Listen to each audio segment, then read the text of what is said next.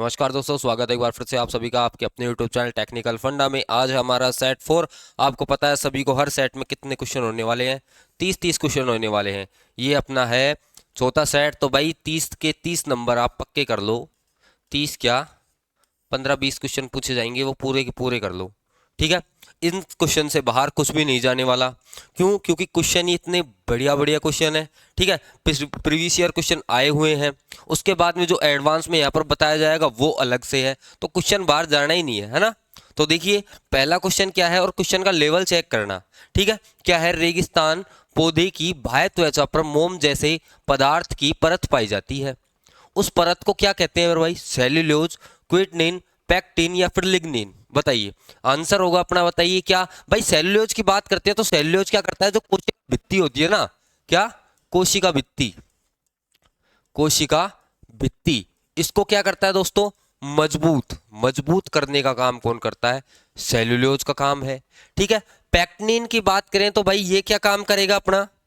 पैक्टिनिन की बात करते तो ये जो कोशिका की जो दीवारें होती है ना, दीवारें, उनको क्या लचीलापन प्रदान करता है। वो सॉरी, हाँ, लचीलापन प्रदान करता है, लचीलापन प्रदान करता है। लिग्निन की बात करो तो ये क्या होता है? जो कोशिका की दीवारें होती है ना, क्या हो गया भाई?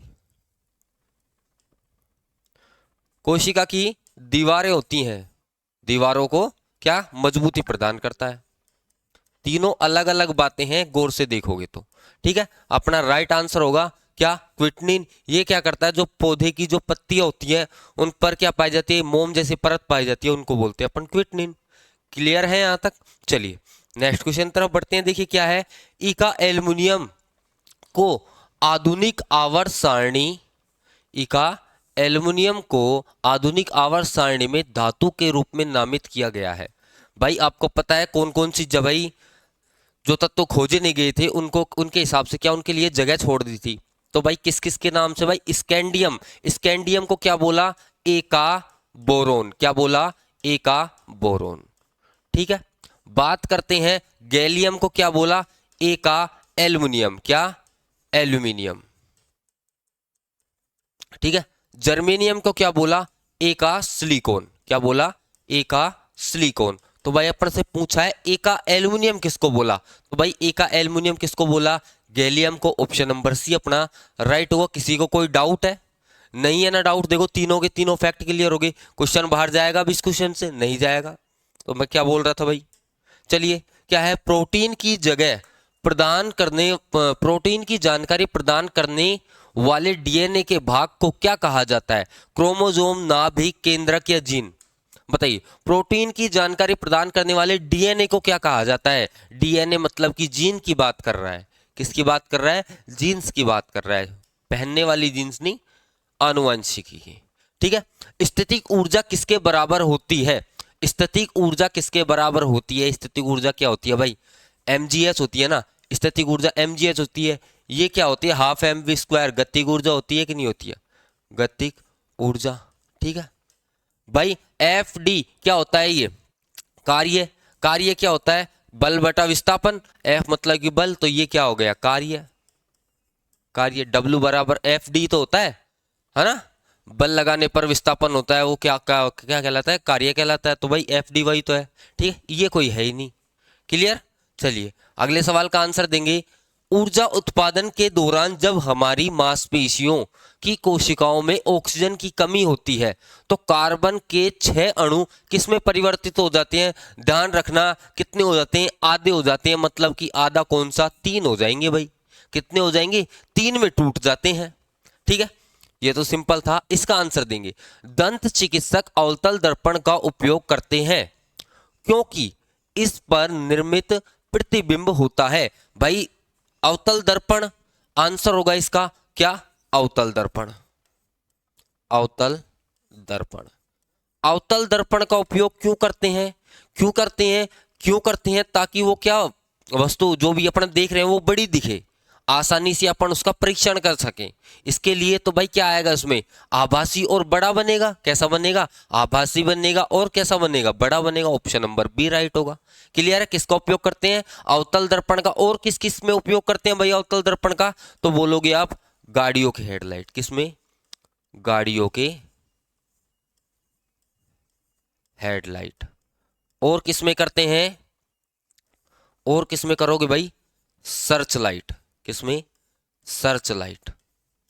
ठीक है, क्लियर है यहां तक। और भाई आप पूछोगे भाई अवतल दर्पण, सॉरी उत्तल दर्पण का उपयोग कहां करते हैं सर, उत्तल दर्पण का उपयोग भाई जो गाड़ी चलाता है वो पीछे देखने के लिए किसका उपयोग करता है, उत्तल दर्पण का उपयोग करता है। तो अपन कह सकते हैं गाड़ियों के साइड मिरर, गाड़ियों के साइड मिरर के रूप में किसका उपयोग करता है, मिरर के रूप में किसका उपयोग करता है, उत्तल दर्पण का। क्लियर है, चलिए ऑप्शन नंबर बी राइट होगा। अगले सवाल का आंसर देंगे, क्या है कि सोडियम से क्लोरीन की ओर जाने पर परमाणु आकार कैसा होता है। भाई सोडियम से क्लोरीन की तरफ जाएंगे तो परमाणु आकार कैसा होगा, घटता है, समान रहता है, पहले बढ़ता है फिर घटता है, या फिर बढ़ता है, बताइए। सोडियम से क्लोरीन की तरफ देखिए, आवर्त सारणी, आवर्त सारणी ये रही आवर्त सारणी, सबको क्लियर दिख रही है। देखिए आवर्त सारणी में जब अपन इधर से, कहां से,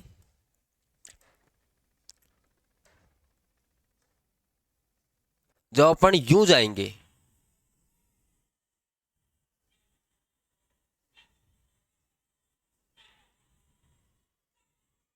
तो क्या होगा, एक मिनट,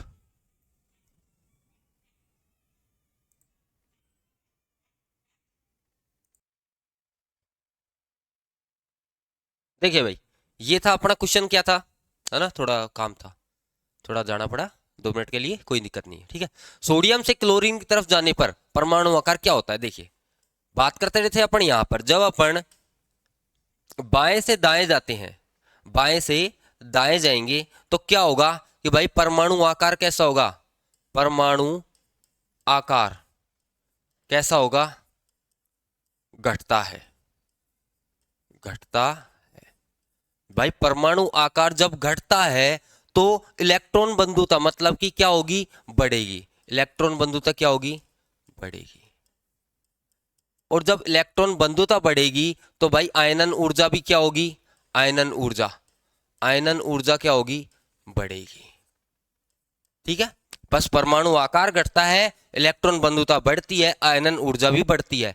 तीनों क्वेश्चन यहां से क्लियर है। लेकिन जब हम ऊपर से नीचे आते हैं, क्या, ऊपर से जब नीचे आएंगे तो क्या होगा, परमाणु आकार क्या होगा, बढ़ेगा, क्या होगा, बढ़ेगा। इतना ध्यान रख लेना बस, परमाणु आकार बढ़ेगा तो इलेक्ट्रॉन बंधुता क्या होगी, घटेगी, इलेक्ट्रॉन बंधुता घटेगी तो आयनन ऊर्जा भी क्या होगी, घटेगी। ये बस याद रख लेना, ठीक है, क्लियर है, इतना याद रख लेना। अब देखिए भाई क्या पूछा था अपन से क्वेश्चन में, सोडियम से क्लोरीन, सोडियम कहां पर है भाई, सोडियम कहां पर है, बता दीजिए फटाफट से। सोडियम ये रहा ना 11 पर, सोडियम ये रहा, दिख रहा है 11 पर, ये रहा। सोडियम से क्लोरीन, क्लोरीन कहाँ है भाई 17 पर। तो भाई परमाणु आकार क्या होगा भाई, इधर से इधर जाएंगे, बाएं से दाएं जाएंगे तो परमाणु आकार क्या होता है, घटता है। कैसा होता है, घटता है। तो बस आंसर देना है अपन को, क्या होगा, परमाणु आकार कैसा होगा, घटेगा। Option number A. किसी को कोई दिक्कत नहीं होनी चाहिए, बहुत आराम से समझाया है ना। चलिए अगले सवाल का आंसर देंगे, क्या है, कैल्शियम हाइड्रोक्साइड के विलयन में जब कार्बन डाइऑक्साइड गुजरती है तो बनने वाला अवक्षेप का रंग कैसा होता है। कैल्शियम हाइड्रोक्साइड मतलब कि बुझा हुआ चूना, क्या, CaOH का होल टू वाइज, जब CO2 से अभिक्रिया कराएंगे, जब गुजरेगी इसमें तो बनने वाला पदार्थ कैसा होगा, सफेद, दूधिया बना देता है ना, वही तो है, बनने वाला अवक्षेप कैसा होगा, सफेद। त्वरण की विमा क्या होती है, त्वरण क्या होता है, वेग में परिवर्तन की दर को त्वरण कहते हैं। क्या कहते हैं भाई, वेग में परिवर्तन की दर, वेग में परिवर्तन की दर, वेग में परिवर्तन की दर को क्या कहते हैं, त्वरण कहते हैं। त्वरण का फॉर्मूला क्या होता है, मीटर प्रति सेकंड स्क्वायर। क्या ज्ञात करते हैं, विमा, MLT। भाई M मतलब कि द्रव्यमान, द्रव्यमान कितना है भाई, कोई पूछे इसमें द्रव्यमान है क्या, द्रव्यमान है क्या, M मतलब ये तो मीटर है, मतलब कि द्रव्यमान तो क्या है, 0। लंबाई क्या है, मीटर में कितनी है, 1। टाइम मतलब कि टाइम कितना है, जब ऊपर जाएगा इनवर्स में है, जब ऊपर जाएगा तो किस में जाएगा, -2। तो भाई ये इसकी क्या हो जाएगी, वीमा हो जाएगी। देख लीजिए कहाँ पर है, T-2, T-2 2 में है, तो ये तो गलत। और L1 M1 ये भी गलत। ऑप्शन नंबर ए राइट हो जाएगा अपना। कोई दिक्कत नहीं होनी चाहिए, इजी है, इजी तरीके से समझाया है, किसी को कोई डाउट नहीं होना चाहिए बिल्कुल भी। ठीक है, चलिए भाई इसका आंसर देना स्टार्ट कर दिए। दो सतहों के बीच सतह की अनियमितताओं परिणाम स्वरूप होता है। अच्छा, दो सतहों के बीच विपरीत दिशा में लगने वाले बल को क्या कहते हैं, क्वेश्चन ये है। ठीक है, थोड़ी लैंग्वेज में उलटफेर कर रखा है बस, नहीं क्वेश्चन यही है कि दो सतहों के बीच विपरीत दिशा में लगने वाले बल को क्या कहते हैं। भाई आप गाड़ी चला के लेके जा रहे हो, ठीक है, गाड़ी चला के लेके जा रहे हो, उसको रोकने के लिए आप ब्रेक लगाओगे। एक तो सड़क, एक आपका जो गाड़ी का टायर है वो, तो भाई विपरीत दिशा में लग रहे हैं, किसके कारण रुकेगी गाड़ी, घर्षण बल के कारण रुकेगी। तो ऑप्शन नंबर ए होगा इसका, घर्षण बल। ठीक है, क्लियर है, कोई डाउट नहीं। चलिए अगले सवाल का आंसर देंगे। एक जटिल स्थायी उत्तक है। पिछली बार मैंने जो ये क्वेश्चन लिया था उसमें कोलेन कायमा का भी आया था पहले सेट में, दूसरे सेट में आया था इसमें स्क्लेन कायमा का, और फिर अब तीसरे चौथे सेट में आया है जाइलम का। क्या है, जाइलम का। तो भाई जाइलम एक जटिल स्थायी उत्तक है, मैंने वहां भी चारों के चारों बताए थे। ठीक है, कोलेन वो स्क्लेन कायमा क्या करता है, ये दृढ़ोत्तक का कार्य करता है, पौधे में कठोरता प्रदान करता है। क्या करता है, दृढ़ोत्तक का। ठीक है, कोलेन कायमा क्या करता है भाई, ये लचीलापन प्रदान करता है। कैसा, लचीलापन प्रदान करता है। पेरेन कायमा क्या है, ये एक सरल स्थायी उत्तक है। क्या है, सरल स्थायी उत्तक है, उत्तक। और जाइलम तो पता ही है क्या है, जटिल स्थायी उत्तक, क्वेश्चन दे रखा है, ऑप्शन नंबर डी राइट होगा। क्लियर, सारी चीजें बता दी एक एक करके। चलिए अगले सवाल की तरफ देखेंगे। क्या है भाई क्वेश्चन, कि निम्न में से कौन सा संतृप्त हाइड्रोकार्बन है। संतृप्त हाइड्रोकार्बन और असंतृप्त हाइड्रोकार्बन क्या होते हैं, पहले तो ये डाउट क्लियर करिए। कोई बताएगा कि भाई सर असंतृप्त हाइड्रोकार्बन तो क्या होते हैं, असंतृप्त और संतृप्त, दो क्वेश्चन है भाई। असंतृप्त और संतृप्त, भाई असंतृप्त तो क्या होते हैं, इनमें क्या होते हैं, कार्बन कार्बन के मध्य में दो डबल बॉन्ड या फिर कार्बन कार्बन के मध्य ट्रिपल बॉन्ड होते हैं ना, वो होते हैं असंतृप्त हाइड्रोकार्बन। लेकिन जो क्या संतृप्त हाइड्रोकार्बन होते हैं उनमें क्या होता है भाई, उनमें क्या होता है, कार्बन कार्बन के मध्य एकल बंध होता है, एकल बंध होता है। तो भाई CH2 ये क्या है भाई, क्या है ये, एथिलीन। C2H2 ये क्या है, एसिटिलीन।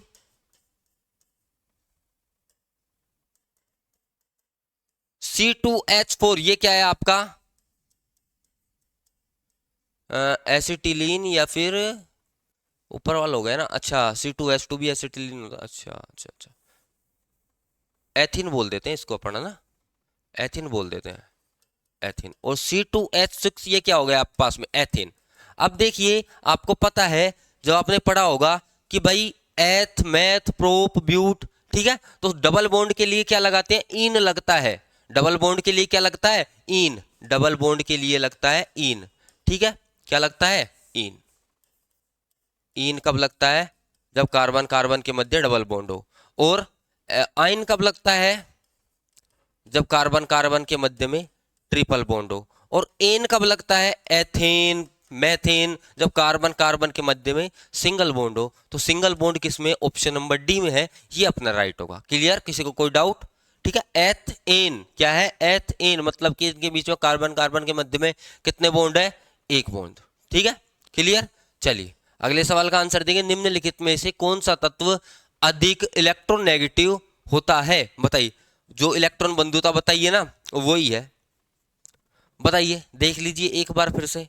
क्या है, chlorine, aluminium, sulphur, potassium. Answer दे दीजिए भाई। जब बाएं से दाएं चलेंगे तो क्या होगा, आयनन ऊर्जा क्या होगी, बढ़ेगी। क्या होगी, बढ़ेगी। ऊपर से नीचे जाएंगे तो आयनन ऊर्जा क्या होगी, घटेगी। वो सॉरी, इलेक्ट्रॉन बंधुता, ये दोनों बराबर ही होती है ना।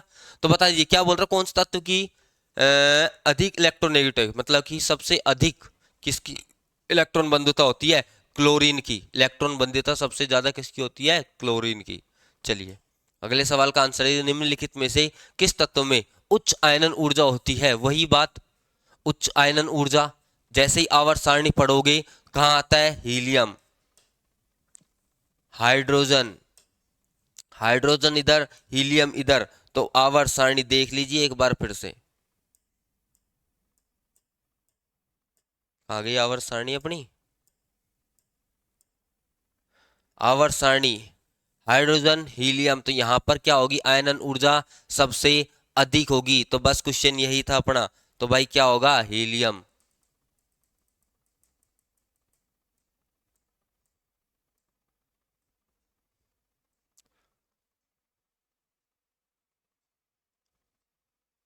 क्या होगा? हीलियम। क्लियर? कोई डाउट नहीं? चलिए अगले सवाल का आंसर देंगे, जिस परमाणु की बाह्यतम कक्षा में इलेक्ट्रॉन की संख्या पूर्ण होती है उसकी संयोजकता कितनी होती है? बताइए, संयोजकता कितनी होती है? संयोजकता मैं पूछूं तो भाई सबसे क्या बोल रहा है? इलेक्ट्रॉन की संख्या पूर्ण होती है, पूर्ण होती है मतलब क्या? कितनी संयोजकता होगी? शून्य। कितनी होगी? शून्य। क्लियर? पूर्ण होती है भाई इलेक्ट्रॉन की संख्या, तो भाई यही होगा। और शून्य समूह को कौन से तत्व में रखा गया, और कौन से समूह में रखा गया? 18वें में। उसको अक्रिय गैस भी बोल देते हैं। ठीक है। निम्नलिखित में से कौन सा तत्व मेंडलीफ की आवर्त सारणी में एक निश्चित स्थान नहीं ले पाया? इसका आंसर कौन नहीं देगा? Hydrogen, sulphur, oxygen, nitrogen. क्या होगा? हाइड्रोजन। क्या होगा? हाइड्रोजन। बात करूं मैं हाइड्रोजन की, खोज किसने की? खोज, खोज किसने की? क्या बोलोगे आप? खोज किसने की? कैवेंडिश ने। ठीक है, किसने की? कैवेंडिश ने। ऑक्सीजन की प्रतिशत मात्रा कितनी पाई जाती है? कोई बताएगा? नाइट्रोजन कितनी पाती है? सल्फर, हाइड्रोजन कितनी पाई जाती है? कोई बताएगा? भाई नाइट्रोजन कितनी पाई जाती है? 78। ऑक्सीजन की कितनी पाई जाती है? 21। और इनके पॉइंटों में आते हैं 0.3 कुछ ऐसे। ठीक है। और इसकी 0.0000015 कुछ ऐसे होती है ना? चलिए इतना डाउट क्लियर? किसी को कोई दिक्कत नहीं? बताइए क्या है कि प्रोटीन संश्लेषण में क्षार इवेंट में एक निर्माण होता है, आरएनए प्रति डीएनए प्रति डीएनए प्रति RNA mRNA. Option number D right होगा। किसी को कोई डाउट नहीं होना चाहिए, इजी सा क्वेश्चन है कि प्रकाश संश्लेषण में क्षार इवेंट में किसका निर्माण होता है? एमआरएनए। क्या होता है? एमआरएनए का निर्माण होता है। निम्नलिखित में से कौन सा उच्च तापमान पर ऑक्सीजन से ऑक्सीकृत, ऑक्सीजन से ऑक्सीकृत मतलब हाँ जलता नहीं है? बताइए कि भाई उच्च तापमान पर भी जलता नहीं है। अर्धचालक जल जाएगा, सुचालक भी जल जाएगा, कुचालक भी जल जाएगा, लेकिन क्या मिश्र धातु नहीं जलती? उच्च तापमान पर मिश्र धातु जल्दी नहीं जलती, ऑक्सीकृत नहीं होती।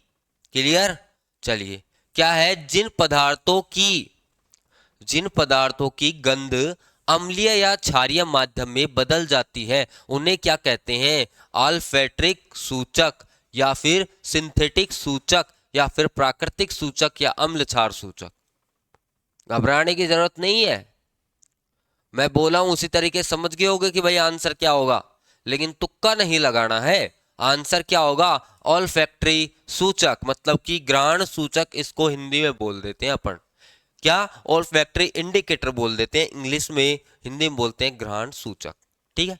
क्या आएगा? एक 10 केजी की वस्तु 5 मीटर सेकेंड की गति से गतिमान है, वस्तु की गतिक ऊर्जा क्या होगी? फॉर्मूला क्या बताया था? गतिक ऊर्जा का half m v square, half m v square. तो भाई मान रख दीजिए 1/2, एम का मान है 10, वी का मान है 5 इंटू 5, काटा पीटी कर लीजिए, 5 25 125। ऑप्शन नंबर डी राइट होगा। कोई डाउट? बहुत बढ़िया। चलिए आंसर देना स्टार्ट कीजिए। मुक्त रूप से गिरना केवल संभव है वातावरण, वायु, समुद्र या निर्वात। मुक्त रूप से गिरना किसमें संभव है? बहुत बढ़िया भाई, बहुत बढ़िया, बहुत बढ़िया। निर्वात, निर्वात, निर्वात। ठीक है, बहुत बढ़िया, आनंद आ रहा है समझ में सभी को? निम्न में से कौन सा प्रकाश संश्लेषण के लिए आवश्यक नहीं है? क्लोरोफिल, सूर्य का प्रकाश, कार्बन डाइऑक्साइड, या फिर ऑक्सीजन? क्लोरोफिल तो सर है, जरूरी। सूर्य का प्रकाश बिल्कुल सर है, सूर्य का प्रकाश प्रकाश संश्लेषण में काम आएगा। सूर्य का प्रकाश। कार्बन डाइऑक्साइड, हाँ सर पौधे कार्बन डाइऑक्साइड ग्रहण करते हैं, ठीक है। ऑक्सीजन, ऑक्सीजन आवश्यक नहीं है, ऑक्सीजन आवश्यक नहीं है प्रकाश संश्लेषण क्रिया के दौरान, ठीक है, ध्यान रखना। चलिए इसका आंसर भी दे दीजिए, क्या है? टंगस्टन का गलनांक बिंदु कितना होता है? कितना होता है, क्या बोलोगे? 3400 से 3600, 3400 से 3600 के बीच होता है सर, ठीक है, 3400 से 3600 के बीच। टंगस्टन का उपयोग भी बता दीजिए भाई, उपयोग कहाँ करते हैं इसका? उपयोग कहाँ करते हैं? बल्ब का फिलामेंट बनाने में, बल्ब का फिलामेंट, फिलामेंट सबसे अधिक इसको बोल देते हैं, ऐसे भी क्वेश्चन आता है, सबसे अधिक गलनांक बिंदु वाला तत्व कौन सा है? तो क्या बोलोगे? टंगस्टन। कितना होता है? 3400 से 3600। सर 3400 से 3600 के बीच में क्या आ रहा है? क्या आ रहा है भाई? 3580 लगभग लगभग आ रहा है ना, लगभग लगभग यही आ रहा है, और तो कुछ आ ही नहीं रहा है ना भाई। ऑप्शन नंबर ए राइट देना आंसर होगा इसमें। होता 3400 से 3600 के बीच में है, ऐसा है, लेकिन इसके पास में ही आ रहा है, 3400 के पास है, तो इसलिए अपन ये देंगे। क्लियर? कोई डाउट नहीं होना चाहिए। अगले सवाल का आंसर देंगे, क्या है? अलैंगिक प्रजनन के दौरान जब दो अलग अलग जीवाणु कोशिकाएं संयोजित होती हैं तो वे किसका निर्माण करती हैं? बता दीजिए भाई। क्वेश्चन है कि कोई फटाफट से उड़ाइए। इस क्वेश्चन का तो मैं खुद कह रहा हूं लेवल नहीं है। आंसर आना स्टार्ट हो गए युगमराज, बहुत बढ़िया भाई, बहुत बढ़िया, समझ आ रहा है मतलब। हाँ, पिछली क्लास से देखिए। चलिए अगले सवाल का आंसर देंगे। जब एक धातु पानी के साथ अभिक्रिया करती है तो वह कौन सी गैस निकालती है? भाई धातु पानी के साथ में अभिक्रिया करेगी, कौन सी गैस निकलेगी? ऑक्सीजन, हाइड्रोजन, क्लोरीन या फिर नाइट्रोजन? बताई दीजिए भाई। भाई कौन सी गैस निकलेगी? धातु पानी के साथ अभिक्रिया करेगी, कोई भी धातु है पानी के साथ में अभिक्रिया करेगी तो हाइड्रोजन गैस निकलती है। पढ़ाए पढ़ाया है, बाहर कैसे जाएगा क्वेश्चन? बल और विस्थापन का गुणनफल क्या कहलाता है? बल F इंटू डी। बताया था अभी पिछले क्वेश्चन में, क्या होता है? कार्य। बल इंटू विस्थापन बराबर क्या होता है अपना? कार्य। संवेग बराबर क्या होता है? P बराबर क्या होता है? M into v. त्वरण क्या होता है? मीटर प्रति सेकंड। वेग में परिवर्तन की दर को मीटर प्रति सेकंड स्क्वायर, और ना, और भार क्या है? एक प्रकार का बल है ये भी, भार भी एक प्रकार का क्या है? बल है। क्लियर है? कोई डाउट नहीं? चलिए वही बहुत बढ़िया है। उस प्रक्रिया का नाम क्या है जिसके द्वारा कोई धातु अपने आसपास उपस्थित नमी, एसिड इत्यादि द्वारा प्रभावित होती है? बताइए। अपचयन, अम्ल वर्षा, ऑक्सीकरण या संचारण? अब यूं मत पूछना सर अपचयन और ऑक्सीकरण क्या है, बहुत अच्छे से अपचयन और ऑक्सीकरण अभिक्रिया पढ़ाई है मैंने, क्या होता है, ठीक है। अलग अलग भी चलती हैं, जब दोनों एक साथ चलेंगे तो वो रेडॉक्स अभिक्रिया होती है, बिल्कुल डिटेल से पढ़ा है। विस्थापन, द्विविस्थापन, संयोजन, द्विसंयोजन सब पढ़ाया है मैंने, ठीक है। तो वहां पर देख लेना भाई ये ऑक्सीकरण और अपचयन क्या है। भाई जब कोई वस्तु नमी और वायु की उपस्थिति में संचारित हो जाती है तो उसे क्या कहते हैं? संचारण कहते हैं। जैसे कि मैं एक क्वेश्चन देता हूं कि भाई जब लोहे पर क्या लग जाती है? जंग लग जाती है, तो उसके भार में कमी होती है या फिर वृद्धि होती है? बताइए। जब लोहे पर जंग लग गई, किसकी कारण? वो किसके कारण? नमी के कारण और वायु के कारण, ऑक्सीजन के कारण, उपस्थिति कारण, ठीक है। तो उसके जंग लग गई, जंग से बचाने के लिए जिंक की परत चढ़ाए जाते हैं, उसको गैल्वेनाइजेशन कहते हैं, वो एक अलग बात। लेकिन मैं पूछ रहा हूं कि भाई जब लोहे पर जंग लग जाती है तो उसके भार में कमी होती है फिर वृद्धि होती है? क्या आंसर दोगे? सर जब लोहे पर जंग लग जाती है उसके भार में वृद्धि होती है। क्लियर है? चलिए तो भाई इसमें क्या होगा? संचारण होता है कि भाई वो संचारित होने लग जाती है, ठीक है। चलिए क्या है? निम्नलिखित धातुओं में से कौन सी कक्षीय तापमान पर द्रव अवस्था में रहती है? लेड, पारा, टंगस्टन या फिर ब्रोमीन? क्या बोला है कि भाई कक्षीय तापमान पर द्रव अवस्था में रहती है, तो आंसर होगा अपना मरकरी या फिर पारा। इसको अपन बोल देते हैं क्विक सिल्वर। क्या बोल देते हैं? क्विक सिल्वर भी बोल देते हैं, क्विक सिल्वर। और ब्रोमीन क्या है? द्रव अधातु तत्व। क्या है? द्रव अधातु तत्व। टंगस्टन का उपयोग मैंने आपको बता ही दिया, ठीक है। लेड की बात करूं तो लेड क्या है भाई? लेड क्या है बता दीजिए। पारा मरकरी, क्विक सिल्वर, ठीक है।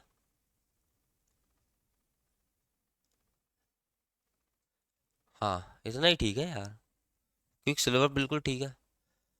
ऑक्टेस का न्यूलैंड सिद्धांत किसके द्वारा लागू किया गया? भाई ये ऑक्टेस का न्यूलैंड न्यूलैंड ने क्या दिया था? अष्टक नियम दिया था ना, उसके बारे में क्वेश्चन है, बता दीजिए। ऑक्शन ऑक्टेस का न्यूलैंड सिद्धांत किस तक लागू होता है? कैल्शियम, सल्फर, क्लोरीन या फिर पोटेशियम, बता दीजिए। भाई न्यूलैंड ने अष्टक नियम दिया था, उसमें क्या बताया था कि भाई ये संगीत के नोट्स की तरह चलता है, जैसे सारे गामा पाधा निसा। तो क्या पहला तत्व आठवें तत्व की क्या करता है? पुनरावृत्ति करता है। पहला तत्व आठवें तत्व की पुनरावृत्ति करेगा। तो मैं पूछूं दूसरा तत्व किसकी पुनरावृत्ति करेगा? तो भाई यहां पर एक बड़ा है नवे की, तीसरा किसका करेगा? क्या बोलोगे? 10वें की, ठीक है। यहां से भी क्वेश्चन उठता है। तो भाई जो इसके जो सिद्धांत दिए थे कौन से तत्व तक लागू हुआ था? कहां तक लागू हुआ था? कैल्शियम तक। कहां पर लागू हुआ था? कैल्शियम तक। बात करते हैं कैल्शियम का उपयोग कहां करते हैं। कैल्शियम क्या काम आता है? हड्डियों की मजबूती के लिए। क्या काम आता है? हड्डियों की मजबूती के लिए क्या काम आता है? कैल्शियम। क्लियर है? कोई डाउट? बहुत बढ़िया, चलिए इतना क्लियर। देखिए आप क्या है, कॉपर के एक अणु में कितने परमाणु होते हैं? 0 पढ़ाए तो 23, 6.022 इंटू 10⁻23। इजी सा क्वेश्चन है, चलिए ठीक है। बात करते हैं अपन इस क्वेश्चन में थोड़ा सा, सल्फर का उपयोग कहाँ करते हैं भाई? किस में करते हैं? कीटाणुनाशक में। कीटाणुनाशक में किसका उपयोग करते हैं? सल्फर का उपयोग करते हैं। क्लोरीन का उपयोग कहाँ करते हैं? कागज व कपड़े निर्माण में, कागज और कपड़े के ब्लीचिंग एजेंट में, ब्लीचिंग निर्माण में, ब्लीचिंग एजेंट में। कपड़े और कागज का जो निर्माण होता है ना, उसमें ब्लीचिंग एजेंट के रूप में क्लोरीन का उपयोग करते हैं। सिर्फ ठीक है। पोटेशियम क्या है भाई? ब्लड प्रेशर को सामान्य बनाए रखने में क्या मदद करता है? पोटेशियम मदद करता है, ठीक है।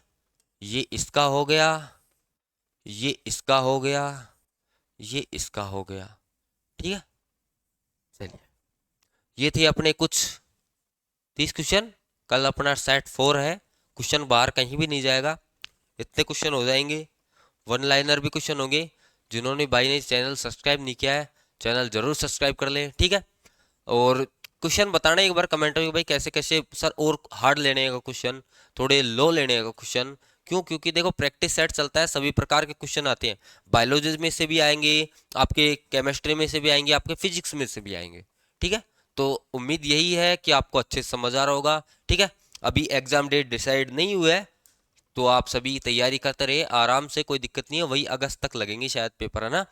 और जिन्होंने भाई ने, जिसका वो भी चल रहा है वो, कि भाई किसी का कोई क्या बोलते हैं उसको, गलत वलत हो गया था, तो वो उसको दोबारा से सही कर सकता है, ठीक है। तो वो शायद 29 तारीख तक है, पता नहीं 25 तारीख तक कुछ ऐसा है। तो भाई सारे के सारे अपने फॉर्म एक बार दोबारा चेक कर लेना कि डिटेल्स वगैरह सारी की सारी जो सही है कि नहीं है, बाद में आपको दिक्कत ना आए, ठीक है। चलिए मिलते हैं दोस्तों कल, तब तक के लिए जय हिंद, जय भारत।